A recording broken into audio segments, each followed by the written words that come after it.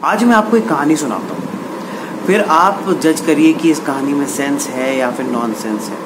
इस कहानी का शीर्षक है छींक यानी स्नीस। शुरू करते हैं। सब आराम से बैठे थे, दे रहे थे कोई ज्ञान। इंडिया में बैठा सुब्रमण्यम घर से बाहर निकला और बोला, economy is the new hub that will connect the world like a web. Boss दिमाग है महान, यूएस से फंडिंग मिल जाए तो मेरी आइडिया में भी डल जाएगी जान। नासा से बाहर निकला पीटर और बोला, quantum physics has changed the world of reality into कॉज़ैलिटी।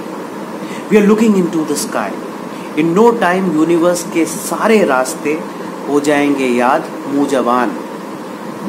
भगवान को जीत लेगा विज्ञान। तभी mister Iyer, head of a pharmaceutical company, अपने बंगले से बाहर निकले और बोले, आज से 10-15 साल पहले हर दवा खाने के ऊपर की दुकान तुम ही थे भगवान, लेकिन आज आपके मकान के ऊपर की दुकान मेरी है भगवान। तब यूपी के मनोहर भैया पहुंचे अपनी दुकान और फिर बोले दबा के मुंह में पान, चाहे जितना हवा में उड़े भगवान, 2 पैर लगा के इस जमीन पे उसे चलना ही होगा, सबसे बड़ा है इंसान। तभी इनके आसपास 1-2 लोग खड़े थे, उसमें से एक ने छींक लगा दी।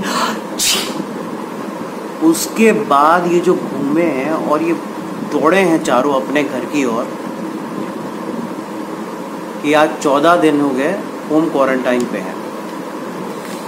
तो मुद्दा ये है कि डेफिनेटली इंसान अक्लमंद ज़रूर है, लेकिन एक छींक ने इनकी अकल को सही दिशा में लगा दिया। तो बॉस, अक्लमंदी इसी में ही है कि घर में रहो, सेफ रहो, लॉकडाउन में रहो। यही है कहानी छींक।